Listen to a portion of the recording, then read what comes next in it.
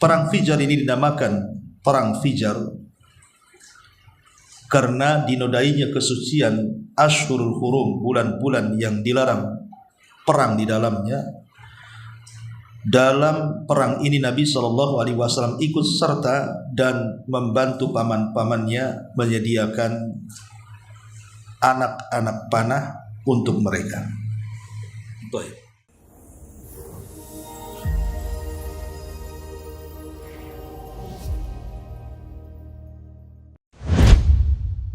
Bismillahirrahmanirrahim. Assalamualaikum warahmatullahi wabarakatuh. Alhamdulillah wassalatu wassalamu ala Rasulillah wa ala alihi wa sahbihi wa mawalah wa la hawla wa la quwata illa billahi wa ba'du. Alhamdulillah, di siang ini kembali kita duduk untuk bertalabul ilmi dan kita masih membahas sejarah Al-Mustafa, manusia pilihan Allah, Nabi kita, Nabi besar Muhammad sallallahu alaihi wa ala alihi wasallam. Dan kita sudah masuk pada pembahasan perang Fijar, kemudian Hilful Al-Fudul.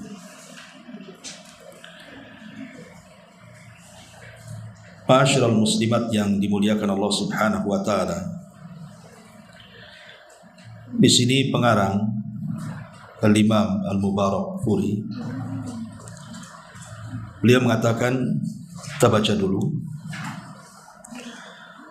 Pada saat beliau, maksudnya Nabi kita Muhammad sallallahu alaihi wasallam, berusia 20 tahun, maka terjadilah perang Fijar antara kabilah Quraisy dan sekutu mereka Bani Kinanah melawan kabilah Qais Al-Ailan dari kabilah Hawazin. Harb ibn Umayyah ketika itu terpilih menjadi komandan perang mewakili kabilah Quraisy dan juga Kinanah secara umum karena faktor usia dan kebangsawanan beliau. Kemenangan pada pagi hari berada di pihak kabilah Qais, namun pada pertengahan hari keadaan terbalik, kemenangan justru berpihak pada kabilah Kinanah. Perang Fijar ini dinamakan Perang Fijar karena dinodainya kesucian Ashhurul Hurum, bulan-bulan yang dilarang perang di dalamnya. Dalam perang ini Nabi SAW ikut serta dan membantu paman-pamannya menyediakan anak-anak panah untuk mereka. Baik. Ma'asyiral muslimat yang dimuliakan Allah Subhanahu wa taala, perang Fijar. Fijar ini bahasa Arab. Ada juga yang mengatakan Fijar ataupun Fujar. Fijar ataupun Fujar itu artinya kedurhakaan. Jadi perang yang di dalamnya terjadi kedurhakaan. Adapun kenapa kemudian sampai terjadi peperangan ini?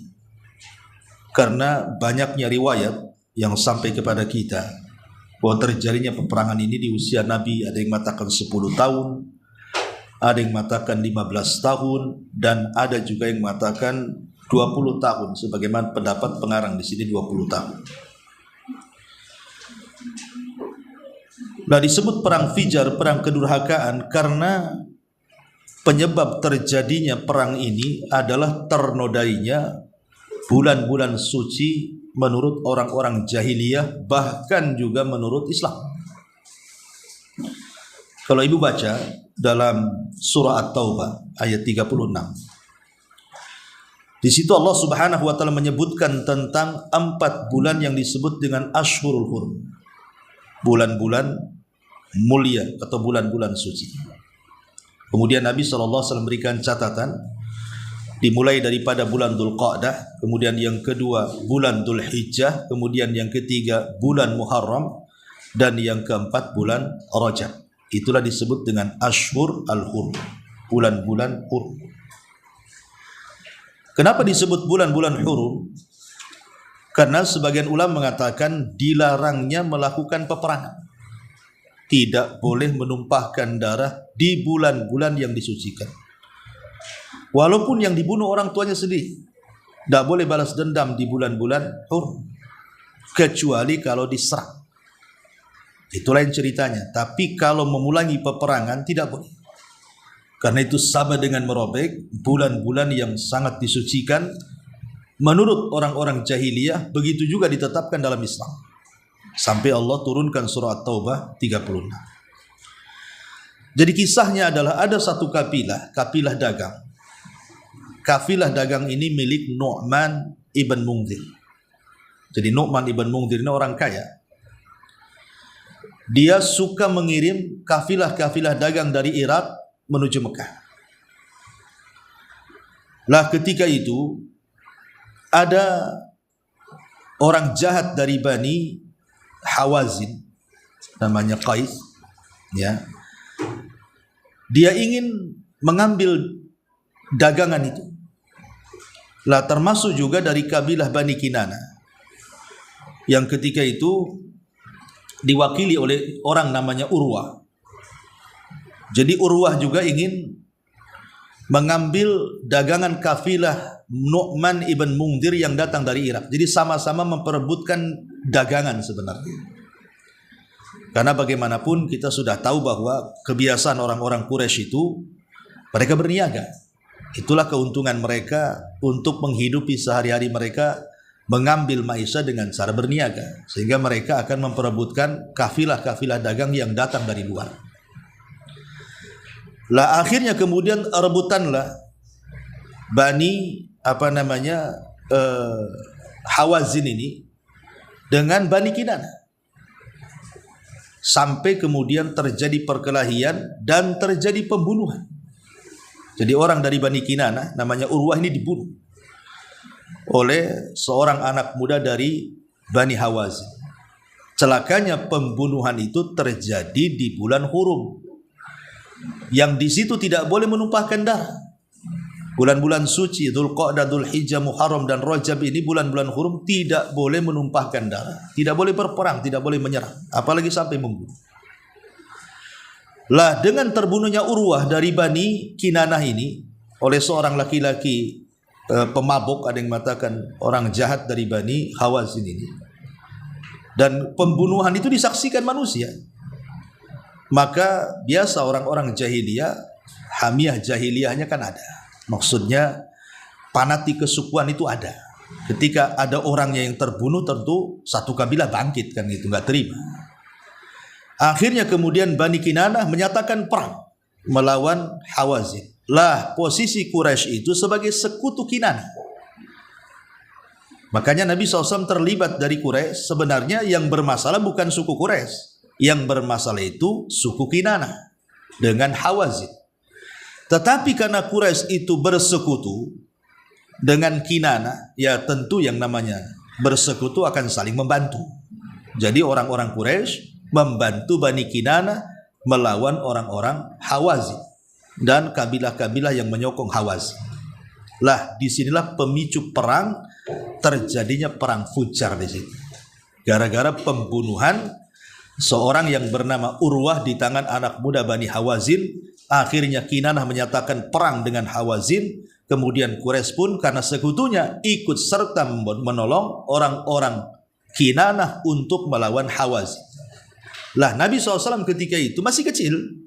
Ada yang mengatakan 10 tahun, ada yang mengatakan 15 tahun, dan di sini pengarang lebih cenderung kepada usia beliau 20 tahun. Nabi SAW terlibat dalam peperangan ini, tetapi tidak melemparkan senjata. Dia hanya menyediakan anak-anak panah saja. Karena kita tahu bahwa kenapa Quraisy membantu Kinanah? Karena ini kezaliman. Terjadi pembunuhan di bulan hurum masalahnya. Mereka tidak terima bahwa Hawazin ini sudah mengacaukan bulan-bulan suci. Artinya mereka harus bangkit supaya jangan terjadi lagi. Tapi kemudian dilayan oleh Hawazin sampai peperangan ini bertahun-tahun lama. Artinya ada yang mengatakan perang ini terjadi sampai 4 tahun, ada yang mengatakan 5 tahun, wallahu a'lam. Tapi yang jelas bahwa perang ini melibatkan banyak kabilah, kemudian juga lama gitu ya. Jadi bersambung perangnya itu, ada yang mengatakan 4 kali perang. Dan puncaknya adalah ketika perayaan Ukat. Ya, perayaan Ukat disuruh puncak peperangan yang disebut dengan perang Fijar di sini. Tetapi sebenarnya sebagian para ulama ada yang mengingkari terjadinya perang Fijar dan keterlibatan Nabi SAW dalam peperangan. Alasannya karena riwayat-riwayat yang menjelaskan tentang adanya perang Fijar dan keterlibatannya Nabi SAW di perang Fijar ini semua lemah, tidak ada yang sahih. Bahkan para perawinya dinyatakan matruk, ditinggalkan. Sehingga Nabi SAW tidak pernah terlibat dalam peperangan ini. Walaupun ada peperangan Fijar, tapi riwayat Rasul terlibat dalam perang ini semua lemah, tidak ada yang sahih. Alasannya kenapa? Karena asas peperangan ini dibangun dari fanatisme kesukuan. Jadi kenapa kemudian terjadi perang Fijar ini? Karena ego masing-masing suku itu merasa benar, fanatik kesukuan, sehingga tidak mungkin Nabi SAW membela kefanatikan. Ya. Yang kedua juga terjadi di bulan Hurum. Artinya peperangan ini kan merobek bulan Hurum, bulan kehormatan. Tidak mungkin Nabi SAW terlibat dalam perkara seperti ini.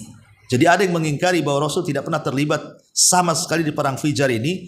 Tentu hikmahnya untuk menjaga Nabi SAW, karena dia akan menjadi calon seorang Nabi dan Rasul, tidak mungkin melakukan pelanggaran. Ya, karena ini perang asasnya adalah kefanatikan. Jadi Rasul tidak terlibat. Tapi bagi yang kemudian menetapkan, karena ini kan sudah dicatat banyak oleh ahli sejarah tentang perang Fijar ini, ya termasuk juga dalam kitab ini mencantumkan perang Fijar kan, keterlibatan Rasul juga disebutkan di sini menyediakan anak panah. Ya boleh jadi hikmahnya adalah melatihnya Nabi SAW dan terjunnya Rasul dalam dunia militer. Karena nanti setelah dia diangkatnya menjadi Nabi dan Rasul, banyak syariat-syariat jihad yang kemudian menjadi asas dasar peperangan Rasul melawan orang-orang kafir di zaman itu. Jadi Rasul sudah terbiasa berperang, kemudian juga melihat strategis perang, kemudian muncul keberanian dan begitu seterusnya. Jadi ini juga salah satu tempaan Allah Azza wa Jalla kepada Rasul, di mana kelak Nabi SAW juga akan disyariatkan jihad kepadanya. Ini bagi yang mensahihkan riwayatnya kan itu. Tapi yang bagi yang melemahkan riwayatnya, Rasul tidak terlibat sama sekali, walaupun terjadi perang Fijar. Karena asas dasarnya yang menurut para ulama yang melemahkan hadis itu adalah karena kefanatikan suku, dan Rasul tidak mungkin membela kefanatikan. Ya. Ini ada dua pendapat tentang masalah perang Fijar ini. Taib. Kemudian masuk pada Hilful Fudul. Hilful Fudul ini terjadi setelah perang Fijar. Jadi gambarannya sebelum saya baca, Hilf itu artinya sumpah, Fudul itu artinya banyak kebaikan. Jadi sumpah di atas kebaikan. Dalam sebuah tuangan perjanjian yang dilakukan anak-anak muda ketika itu untuk menolong orang-orang yang dizalimi. Baik yang dizalimi itu orang Arab ataupun orang di luar Arab. Jadi berkumpul anak-anak muda di zaman itu. Karena kan setelah terjadi perang Fijar ini, akhirnya masing-masing kabilah mengakui kesalahannya masing-masing. Akhirnya masing-masing kabilah kemudian membentuk anak-anak muda pilihan dari masing-masing kabilah, di mana anak-anak muda ini berkumpul kemudian melakukan perjanjian. Dituangkan dalam sebuah janji, di mana dalam perjanjian itu mereka akan siap menolong siapapun orang yang dizalimi, baik orang Arab atau non-Arab. Ini diasas oleh anak-anak muda yang ketika itu mereka berkumpul di rumah orang yang bernama Abdullah ibnu Jad'an namanya. Jadi perjanjian itu ditulis di rumah Abdullah ibn Jad'an. Lah Abdullah ibn Jad'an ini masih sepupuan dengan Aisyah radhiyallahu anha. Dan Abdullah ibn Jad'an ini orang yang paling baik dan dermawan. Pokoknya terkenal kedermawanannya di tengah-tengah orang-orang Arab di zaman itu. sudah kaya dermawan Abdullah ibn Jad'an ini. Makanya Aisyah radhiyallahu anha setelah diangkatnya Rasul menjadi nabi kemudian menikah dengan Aisyah, Aisyah bertanya soal jasanya Abdullah ibn Jad'an itu. Wahai Rasul, manfaat enggak kebaikan Abdullah ibn Jad'an yang sudah banyak menginfakkan banyak harta untuk menolong manusia? Kata Nabi SAW, tidak manfaat di akhirat, manfaatnya hanya di dunia saja. Kenapa? Karena dia kafir. Sebaik apapun orang kafir itu gak ada manfaat setelah kematiannya. Manfaat orang kafir itu hanya di dunia saja. Kalau mereka berbuat baik, maka Allah akan balas kebaikan mereka sebatas dunia saja, tapi tidak akan sampai ke akhirat. Makanya Rasul mengatakan, tidak wahai Aisyah, Abdullah ibn Jad'an tidak akan masuk surga walaupun dia baik, walaupun dia dermawan. Kebaikannya hanya dibalas di dunia saja, kata Nabi. Lah, pertemuan anak-anak muda ini yang kemudian mencetuskan Hilful Fudul ini di rumah Abdullah ibn Jad'an ini. Akhirnya keluarlah bulir-bulir kesepakatan bahwa kami anak-anak muda siap menolong siapapun yang terzalimi.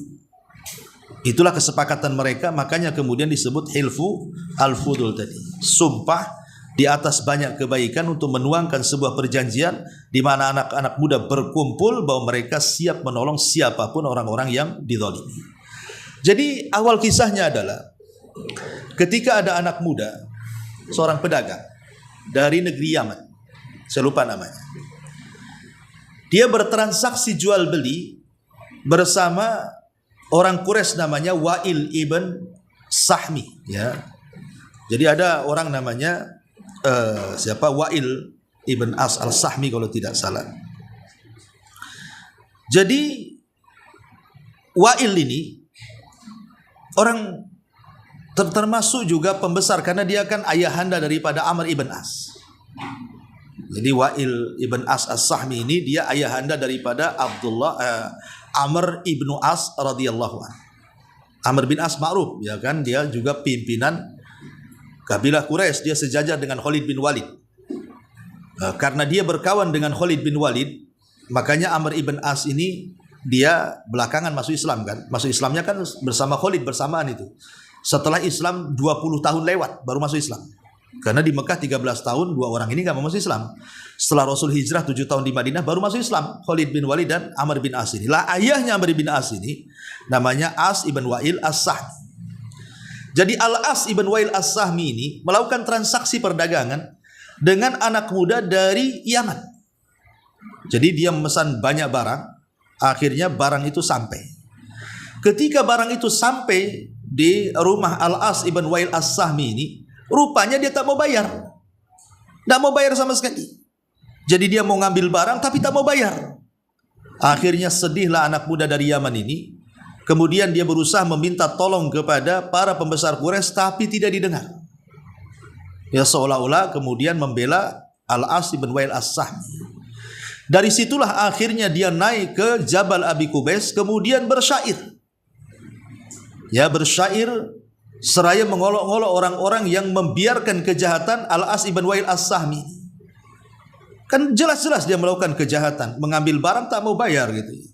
Tapi kenapa para pembesar Quraisy ini kok membiarkan, tidak menolong dirinya? Apa karena dia bukan orang Arab? Maksudnya bukan orang Mekah, dia orang Yaman atau macam mana? Pokoknya dia melantunkan syair yang akhirnya syair ini didengar oleh anak-anak muda. Oleh anak-anak muda ini. Anak-anak muda akhirnya mereka berkumpul melakukan kesepakatan di rumah Abdullah ibn Jad'an untuk menolong anak muda dari Yaman yang dizalimi oleh Al-As ibn Wa'il as-Sahmi. Makanya terbentuklah Hilful al-Fudul dari sini. Ini sejarahnya Hilful Fudul terbentuk dari sini. Lah setelah kemudian terbentuk anak-anak muda ini, mereka datang kepada Al-As ibn Wa'il as-Sahmi. Kemudian mengancam, kalau dia tidak mau bayar, maka kami akan bunuh. Karena kami sudah berjanji akan menolong siapapun yang terzalimi. Akhirnya ketakutan Al-As ibn Wa'il as-Sahmi ini terpaksa kemudian dia membayarnya. Maka terjadilah namanya Hilful Fudul. Lah Nabi SAW adalah anak muda yang ikut menandatangani Hilful Fudul di situ. Artinya ikut hadir di situ dalam perjanjian itu. Makanya setelah Nabi SAW kemudian diangkat menjadi Nabi dan Rasul, dia mengulang kenangan waktu anak-anak muda berkumpul untuk sebuah kesepakatan dalam rangka kebaikan. Kata Rasul, kalau seandainya aku diundang lagi setelah Islam untuk melakukan hilful fudul, tentu aku lebih suka datang dibandingkan unta merah. Ya, artinya aku lebih suka untuk hadir di situ dibandingkan dunia dan isinya, karena tahu ini kemaslahatan kan, itu menolong orang-orang yang dizalimi. Nabi SAW terlibat dalam hilful fudul ini. Taib, kita baca di sini. Ya, kata pengarang di sini, hilful fudul. Begitu perang tersebut usai, terjadilah hilful fudul, perjanjian sumpah setia, dan itu terjadi di bulan Dzulqa'dah, artinya masuk pada bulan Hurum. Di satu bulan perjanjian tersebut, yakni Bani Hashim, kemudian juga Bani Muttalib, kemudian Bani Asad bin Abdul Uzza, kemudian Bani Zuhra bin Kilab, dan Taim ibn Murrah. Inilah kabilah-kabilah yang kemudian anak-anak muda dari beberapa kabilah ini bersatu kemudian melakukan hilful fudul tadi. Kemudian kata pengarang di sini, mereka berkumpul di kediaman Abdullah ibn Jud'an At-Tamimi karena faktor usia dan kebangsawanan beliau. Dalam perjanjian tersebut mereka bersepakat dan berjanji bahwa manakala ada orang yang dizalimi di Mekah, baik dia penduduk asli maupun pendatang, maka mereka akan bergerak membelanya hingga haknya yang telah dizalimi dikembalikan lagi kepada orang yang dizalimi. Lah Nabi SAW turut menghadiri perjanjian tersebut. Setelah beliau dimuliakan oleh Allah dengan risalah, beliau berkomentar, sesungguhnya aku telah menghadiri satu perjanjian di kediaman Abdullah ibn Jud'an yang lebih aku sukai ketimbang aku memiliki unta merah, yang merupakan harta yang paling berharga di zaman itu. Andai dalam Islam aku diminta untuk melakukan hal itu, niscaya aku akan memenuhi dan datang ke perjanjian itu. Kemudian kata beliau, semangat perjanjian tersebut menolak hamiyah jahiliyah, egoisme jahiliyah yang justru timbul dari sikap fanatisme terhadap suku dan juga keluarga.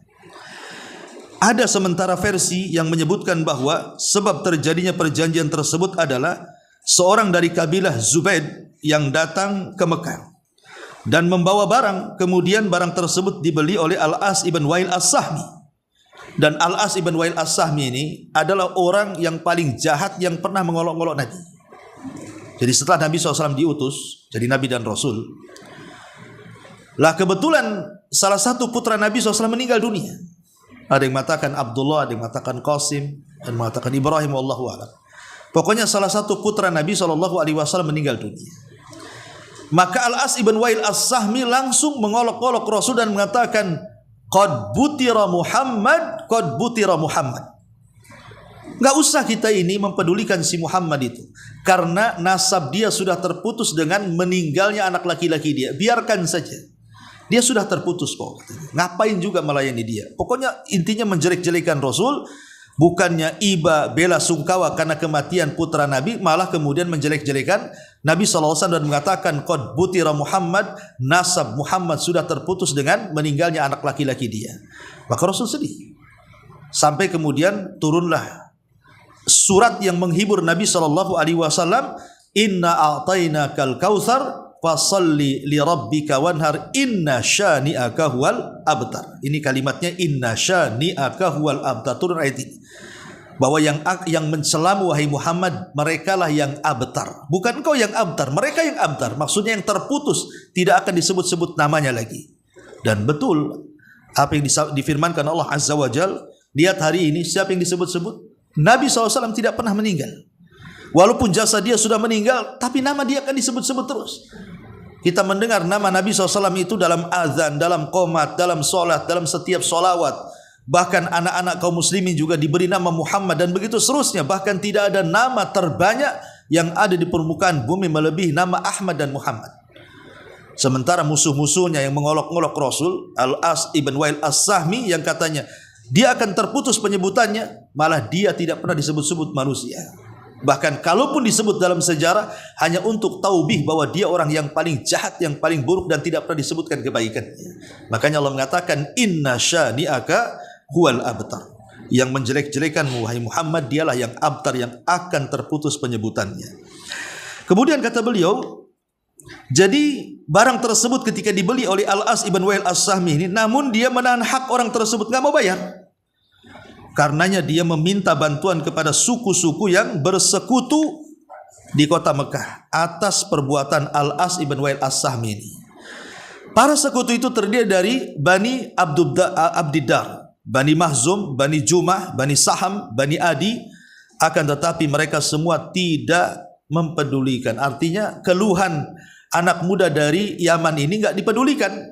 Ya, karena nggak dipedulikan itulah akhirnya dia memanjat ke puncak Gunung Abi Kubais dan memanggil-manggil mereka dengan senandung syair-syair yang berisi kezaliman yang tengah dialaminya seraya mengencangkan suaranya.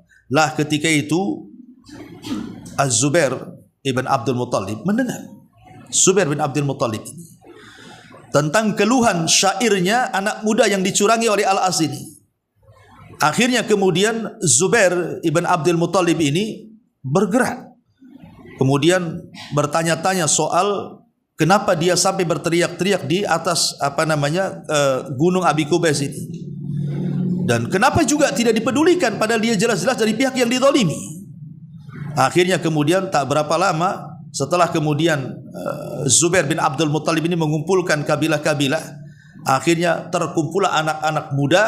Akhirnya karena sudah berkumpul dari banyak kabilah anak-anak muda ini, yang orang tuanya tidak acuh karena seruan anak muda yang dicurangi Al-As ini, mereka pun bergerak sendiri dan bersumpah siapapun yang melakukan kezaliman ataupun orang-orang yang dizalimi, maka mereka akan membela. Jadi siapapun yang dizalimi, baik penduduk asli Mekah atau tidak, maka akan dibelanya. Itulah yang kemudian disebut dalam sejarah dengan Hilfu Al-Fudul ini. Ya. Jadi banyak faedah yang bisa kita petik ya dari peristiwa-peristiwa ini. Salah satunya adalah bagaimana, kenapa ahli sejarah mencantumkan peristiwa Hilful Fudul. Ini menunjukkan bahwa kezaliman dimanapun akan dicela. Kezaliman apapun bentuknya akan dicela. Hatta orang-orang musyrik sekalipun, mereka kan belum ada masuk Islam, tapi mereka tidak suka dengan kezaliman. Dan lihat bagaimana yang bergerak itu bukan orang tua tapi anak muda. Ketika para ulama tafsir membicarakan tentang surah Al-Maun, ara'aital ladzi yukadzibu biddin, fadzalika alladzi yadu'ul yatim wa la yaquddu ala ta'amil miskin, dan seterusnya. Kenapa orang-orang Quraisy? Ayat ini kan pertama kali turun kepada orang-orang Quraisy. Ya, walaupun ibrah itu umumnya lafaz bukan khususnya sebab. Tetapi kan kita tahu bahwa ayat ini pertama kali surah Maun ini turun kepada bangsa Quraisy, khususnya kepada orang-orang tua mereka. Sekelas Abu Jahal, Umayyah, Al-Walid, pokoknya orang-orang tua. Di mana orang-orang tua, orang-orang Quraisy itu ketika turun ayat ini menunjukkan bahwa mereka itu susah untuk mendapatkan hidayah, dan mereka justru menjadi para pendusta agama.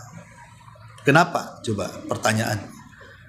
Kenapa kemudian justru anak-anak muda banyak yang masuk Islam, orang-orang tua pula banyak yang lari dari Islam, bahkan memusuhi Islam di zaman permulaan Islam itu? Karena orang-orang tua Quraisy itu sekelas Abu Jahal, Al-Walid, Umayyah dan yang lainnya tidak ada rahmat dalam hatinya, tidak ada kasih sayang dalam hatinya. Buktinya ayat selanjutnya menceritakan tentang bagaimana mereka menghardik anak yatim, mereka tidak menganjurkan untuk bersedekah kepada fakir miskin, dan mereka mencegah orang-orang yang meminjam perabotan rumah dan begitu seterusnya, menunjukkan bahwa tidak ada rahmat. Kalau ada rahmat kan tentu akan menyayangi anak yatim, pasti akan membantu orang miskin kalau punya rahmat, punya kasih sayang kan. Lah inilah yang menjadikan ketidakadaan kasih sayang inilah akhirnya para orang tua, orang-orang Quraisy itu tidak mau menerima Islam. Nggak ada rahmat dalam hatinya. Coba kalau seandainya mereka ada rahmat dalam hatinya, tentu mereka meluk Islam. Lah salah satunya ketidakada rahmatan orang-orang tua ini, ya tadi ketika ada laporan bahwa ada anak muda dari kabilah Zubair tadi yang mengantarkan dagangan kepada Al-As ibn Wa'il As-Sahmi, Ini anak muda dari Zubair ini sudah melaporkan kepada para pembesar orang-orang tua Quraisy ini, tapi tidak digubris kan? Ya karena mereka membiarkan kezaliman. Justru yang menggerakkan pertolongan kepada orang-orang yang dizalimi justru anak-anak muda. Makanya ketika Nabi kemudian menjadi Nabi dan Rasul, yang banyak masuk Islam itu semua anak muda. Abu Bakar, Umar, Utsman dan 10 sahabat yang jadi masuk surga itu kan semua anak-anak muda. Orang tuanya mana ada masuk Islam? Hanya segelintir orang saja. Nah, disinilah kemudian peran anak muda luar biasa gitu. Dan yang namanya kezaliman pasti Allah Subhanahu wa taala tidak suka. Makanya ketika kita membahas soal orang yang berdoa dan dia di pihak orang yang dizalimi, kata Imam Ibnu Qayyim rahimahullahu taala, Allah tetap akan di samping orang yang dizalimi ketika berdoa. Maknanya dikabulkan doanya. Kenapa demikian? Bukan karena kekafiran dia, tidak. Tapi Allah tidak suka dengan kezaliman. Dan Allah suka dengan keadilan. Makanya siapapun yang dizalimi, apakah dia orang kafir ataukah dia orang muslim, kalau sudah doa pasti mustajab doanya. Walaupun orang kafir. Makanya Nabi SAW ketika mengutus Mu'adz bin Jabal radhiyallahu anhu ke Yaman, kan belum ada orang Islam. Tapi Rasul sudah berpesan kepada Mu'adz, fattaki da'watal madlum. Hati-hati wahai Mu'adz, doa orang yang kezalimi itu. Karena antara dia dengan Allah Subhanahu wa taala tanpa ada penghalang. Ya, jadi orang-orang jahiliyah saja paham, terutama anak-anak mudanya, bahwa kezaliman itu harus dihapuskan. Maka hikmahnya adalah jauhi kezaliman, terutama di bulan-bulan hurum, seperti bulan kemarin, bulan Rajab, atau bulan nanti yang akan datang, Dzulqa'dah, Dzulhijjah ataupun Muharram. Ini diantara sejarah Hilful Fudul dan juga perang Fijar. Wallahu a'lam. Sampai di sini ya, 2 tema saja. Sebelum saya tutup, kalau ada yang bertanya silakan.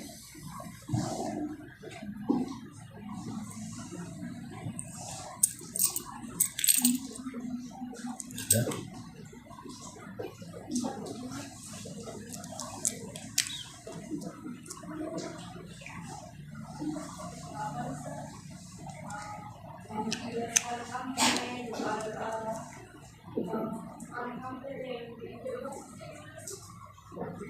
Di mana?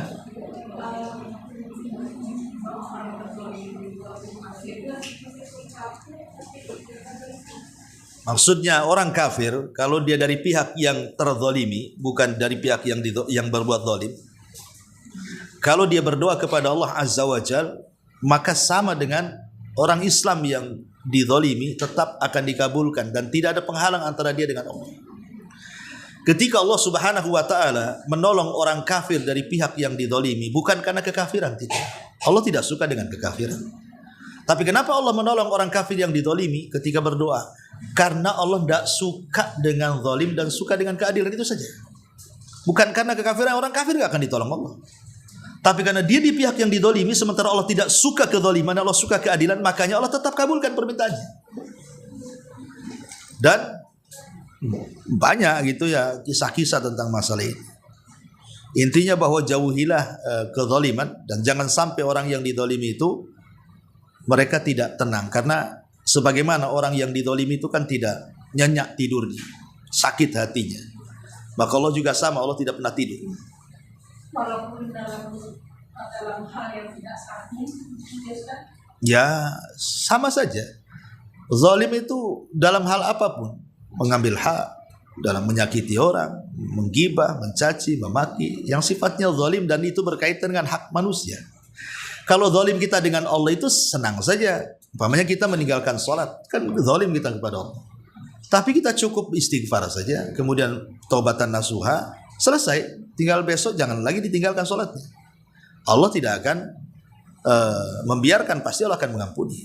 Yang jadi masalah itu kalau kezalimannya itu bersifat bukan kepada diri sendiri tetapi kepada orang lain. Itu yang jadi masalah. Makanya dosa itu kan terbagi menjadi 3. Ada dosa yang diampuni, ada dosa yang tidak akan diampuni, ada dosa yang ditangguhkan ampunannya. Dosa yang diampuni antara kita dengan Allah. Mungkin kelalaian kita, ya kadang sholat, kadang tidak gitu ya. Itu kan antara kita dengan Allah. Kita tinggal minta ampun saja, Allah ampuni. Kemudian yang kedua, dosa yang tidak akan diampuni, dosa syirik, tidak akan diampuni. Kemudian dosa yang ditangguhkan ampunannya, inilah dosa antara kita dengan manusia lain. Walaupun kita ini sudah istighfar berkali-kali, sholat malam, sholat tahajud, sholat taubat, kalau hak orang yang kita zalimi belum dikembalikan, tetap aja tidak akan diampuni. Kalau tidak di dunia, balasannya di akhirat, di kisos. Ya. Kalau itu dalam bentuk barang ya dikembalikan, dalam bentuk uang ya dikembalikan, kalau dalam bentuk ucapan ya minta maaf. Kemudian sebagai imbalannya kita puji-puji dia, yang tadinya kita mencaci, kita memuji. Ya, kemudian kita datang kepada dia minta maaf. Makanya kata Syekh Utsaimin rahimahullahu taala, kalau kita ini menggibai orang, kemudian kita tahu ini dosa, kemudian kita minta maaf, kemudian orang yang digibainya tidak akan meminta maaf, tidak akan memaafkan kita, maka teruslah minta maaf, walaupun dia meminta dari dunia kita. Kemudian dia mengatakan, saya akan memaafkan kamu asal kau bayar 100 juta. Nah, kata Syekh Utsaimin, bayar aja. Daripada di dunia, di akhirat nanti 100 jutanya kita tak ada duit, katanya. Nah, sampai seperti itu kata beliau. Kenapa? Karena azab di akhirat itu tidak sebanding dengan 100 juta yang kita berikan. Jadi memang kalau bisa ya jangan sampai kita menyakiti orang, karena yang kita orang ini ngeri dosanya. Ya. Wallahu a'lam.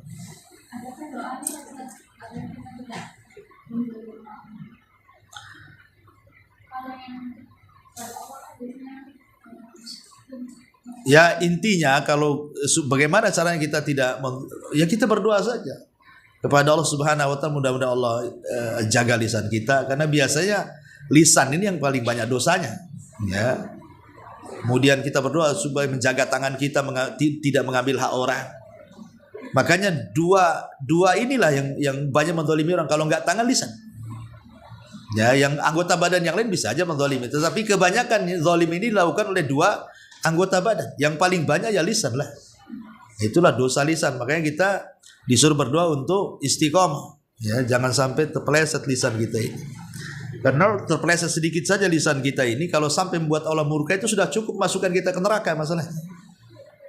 Nah, kita ini menggibah satu kalimat saja, gak usah berkalimat-kalimat. Apa kata Nabi kepada Aisyah radhiyallahu anha? Ya Aisyah, laqad qulti kalimatan law mujizat bihal bahru lamazazatku. Wahai Aisyah, engkau sudah mengucapkan satu kalimat, itu kalau dilempar ke lautan tuh satu air lautan tercemar semuanya. Kalimat ghibah. Padahal Aisyah itu tidak bicara, dia hanya isyarat. Tapi dianggap satu kalimat sama Nabi.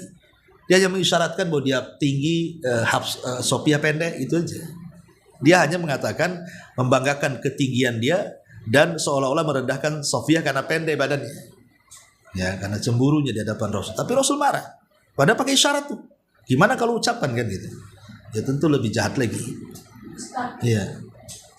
Kalau kita sadar kita banyak menjalani orang. Iya. Kita berdoa orang-orang yang pernah zalimi, bermanfaat.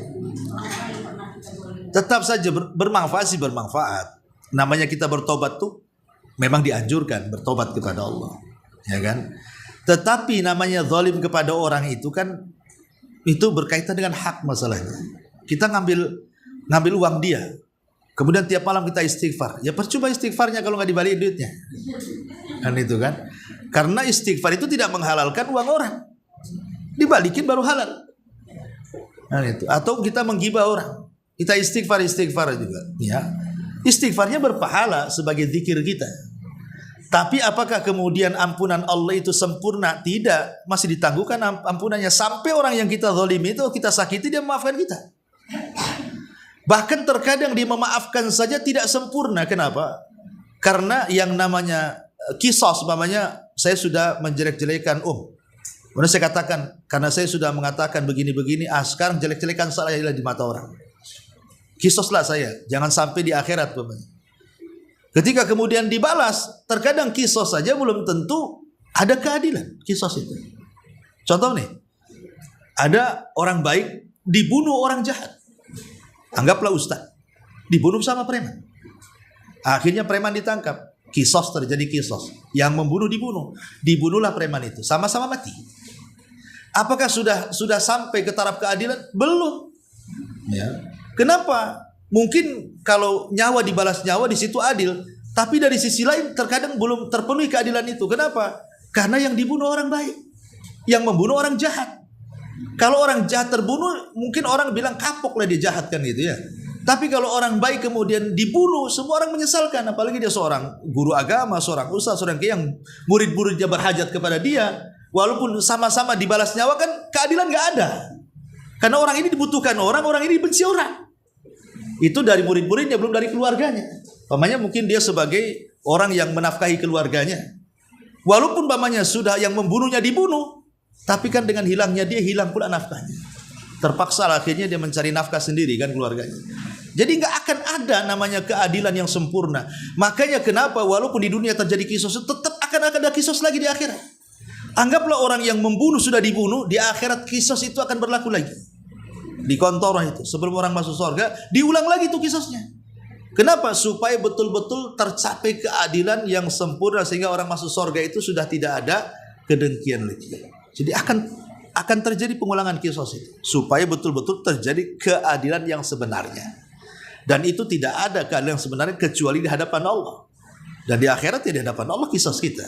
Kalau kita sekarang kan di hadapan manusia, di hadapan hakim, di hadapan pengadilan kan itu. Tapi di akhirat kan di hadapan Allah pasti akan mendapatkan seadil-adilnya keadilan. Kalau di dunia ya susah mendapatkan keadilan. Ya. Wallahu a'lam. Ya, saya kira cukup. Di sini subhanallah bihamdika asyhadu an